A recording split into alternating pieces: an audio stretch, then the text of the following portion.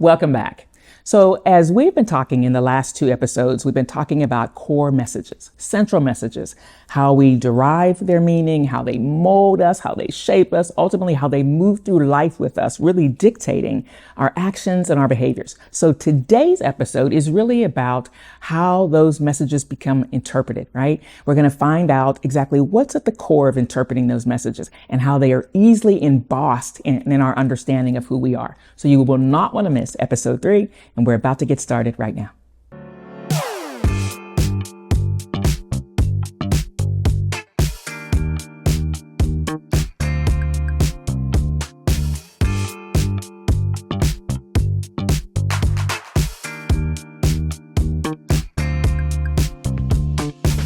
So today's episode is really about how you and I begin to internalize these messages. Now, we've learned in episode 1 and 2 exactly what constitutes a core message. We've defined it as a message that carries great significance, a message that carries great weight, so much so that it begins to shape how you and I see ourselves. Why is that a big deal?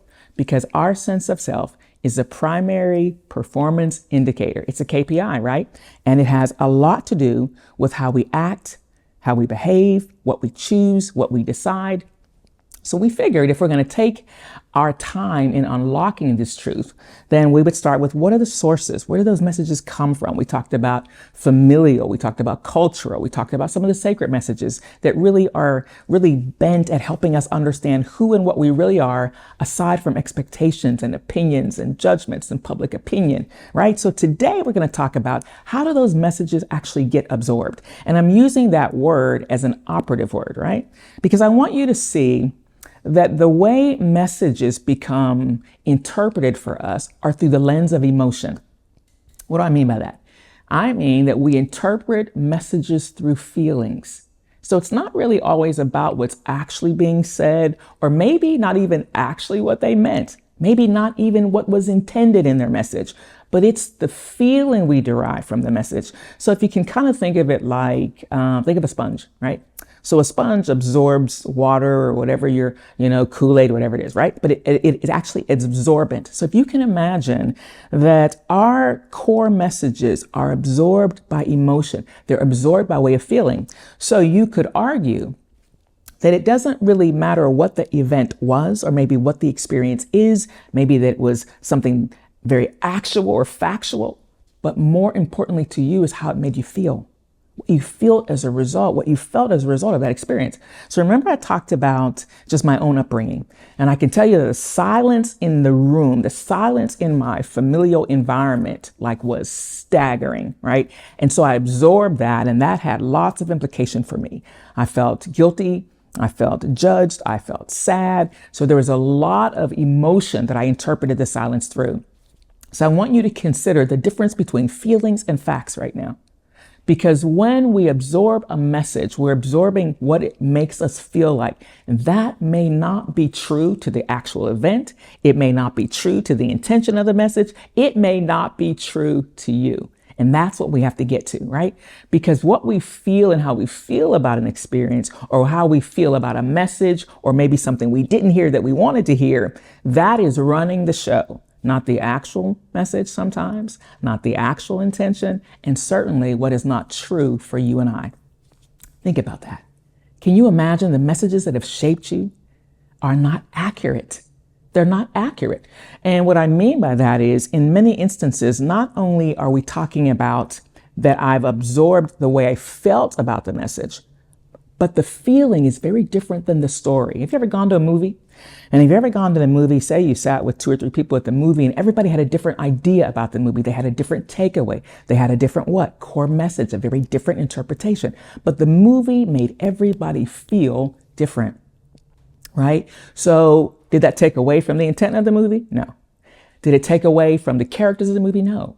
But I want you to see that the absorption of the emotion is so subjective. It's so personal. It's so personal that all of us can be watching the same thing and we can feel really different about it, right? All of us can hear the same message and we can receive the message really different. Somebody can say, I know you can do better, right? And for somebody in the room, they're like, yep, I'll take the charge. I can do better. And somebody else will hear it as judgment. I didn't do well. right? So I need you to understand how subjective, how incredibly personal, how intimate core messages are. This idea of interpreting these messages is so individual. It's so unique. It's so specific to you. So how do we do it, right? How do we absorb the messages? First of all, it's through the lens of emotion. It's through the lens of emotion. I know you would think it's logic. It's not logic. It's through the lens of emotion. It's about how I feel about it, right? Not the logical, not the linear, not even something rational, because how I feel about it may not even be rational. How I feel about it may not even be logical, but it doesn't matter. Think about a time when somebody was like, I'm not even sure why you feel like that. Why do you feel like that? Why are you acting like that, right? And all you know is they may think it's not logical. They may think it's irrational, but it makes perfect sense to you. Why? Because it's how you feel. It's based on the emotional uptake of what was going on in that environmental moment, what was going on in that experience for you. So when you think about this ability to absorb messages, I want you to understand there's a big difference between feelings and the facts. So already we can see that it's possible that you've built a construct, a persona, an idea, a sense of self that's totally based on feeling and not the facts. Maybe it's not accurate at all. What would the implication of that be if what you know about yourself, the conditioned version of yourself, is not an accurate portrayal of you? Imagine somebody painting a picture, right? They're going to paint a picture of you, and you sit there hours and they're painting, and then all of a sudden they turn it around and it is not you. That's what the core of this message is about. The idea, the image, the picture, the painting, it's not you. It's not you. It's not actual. It's not factual. It's not based on the sacred identity you have. It's not based on the sacred self, the core, beautiful messages that come steeped out of the sacred messages God has spoken directly to you and I. Did you live in a day when there was a thing called a mood ring? Do you even remember a mood ring? And I'm probably dating myself, and that's okay.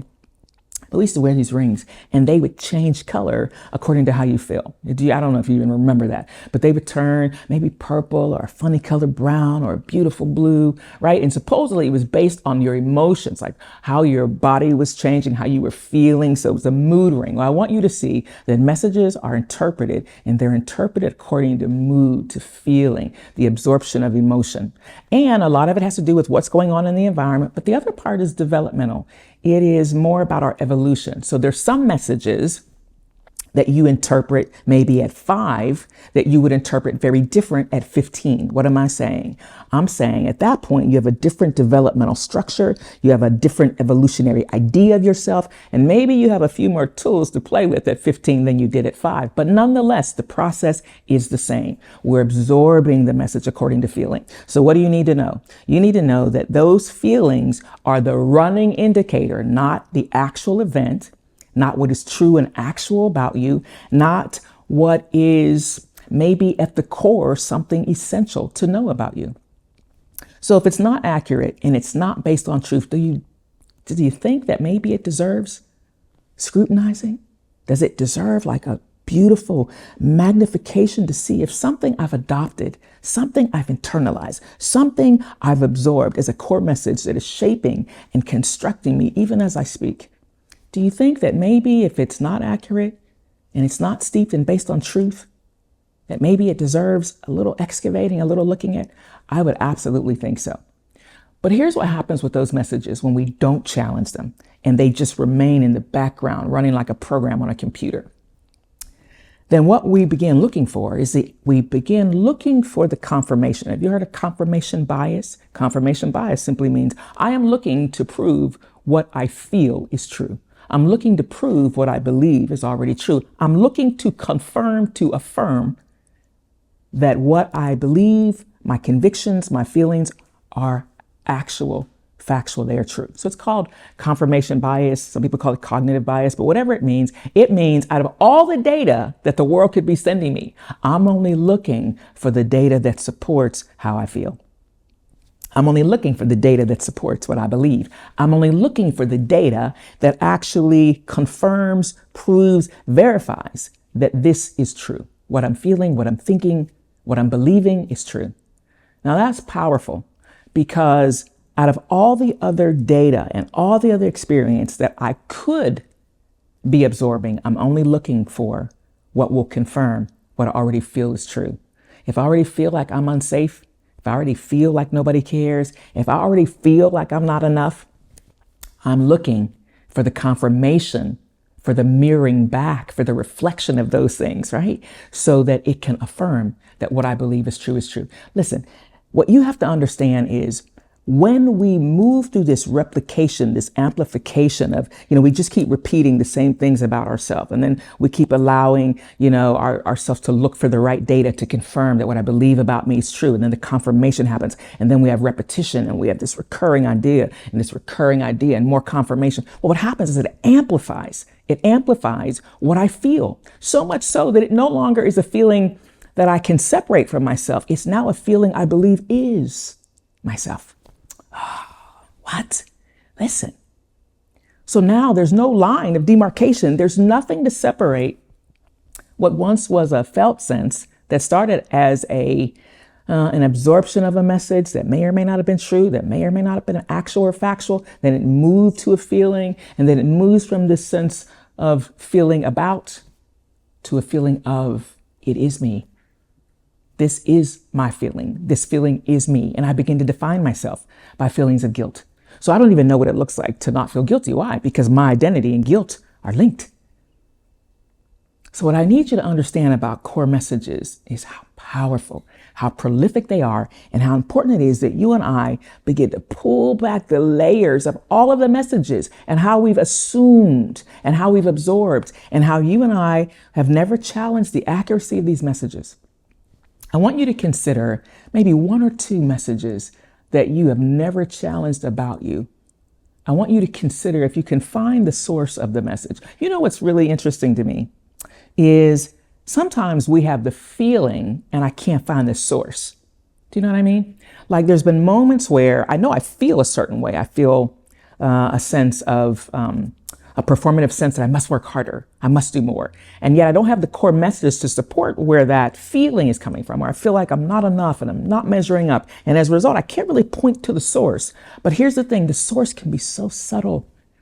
It can be so invisible. It can be so silent, but yet the feeling is strong. And that's what I want you to hear, that those feelings are behind actions, choices, behaviors, temperaments, tones, attitudes, interactions. Those feelings are at the core of everything. So when we rehearse things, when we find ourselves doing repeat occurrences, when we're looking for the confirmation, then we amplify those feelings. And that means we turn up the volume on them. That means we turn up the heat on them. That means that once that feeling was a level 1, now it's a level 5, right? So that feeling has far more magnification to me, which makes it feel even truer. Think about it. Think about a time you experienced a powerful emotion. And maybe it was such an exaggerated emotion that whatever it was attached to had to be true. Why? Not because of the accuracy of the message, but because of the magnification of the feeling. Sometimes we think things have to be true because I feel so strong about it. Not necessarily.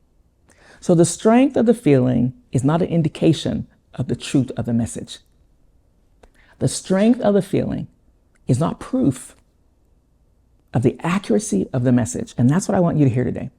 So I want you, for the close of this session, I want you to really, really think about this. What messages have you absorbed in the way of feeling tones, right? The way I feel about it. I just feel like they did me wrong. I just feel like they didn't care about me. I just feel like they rejected me. This could be on something as simple, maybe as a performance review at work. I feel like they don't value my contribution. But I want you to really look at the felt sense. See if you can find maybe the origin. And then just see if you throw it against what you know about yourself. Is it true?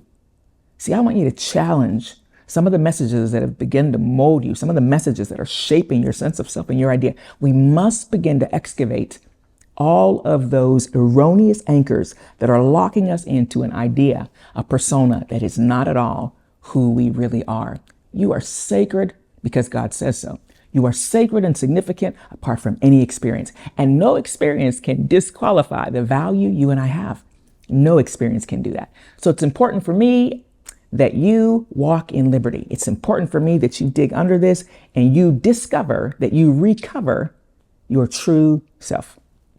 That's your lesson for today. Listen, I know you're going to go to work on this because this is so important. It's important for you. It's important for me. It's the whole reason we're out here doing this podcast for you. We're walking through this transformative journey together. Listen, I'm not going to leave you. We're going to walk through this all the way to the end. You will not want to miss episode 4. What am I going to talk about? I'm going to move you from the idea of interpretation to the concept of integration. So how does the message actually become a part of me? We're going to talk more about that next time. You won't want to miss it. But guess what? I know you're going to be here. Why? Because I'm looking for you. I'll see you in episode 4.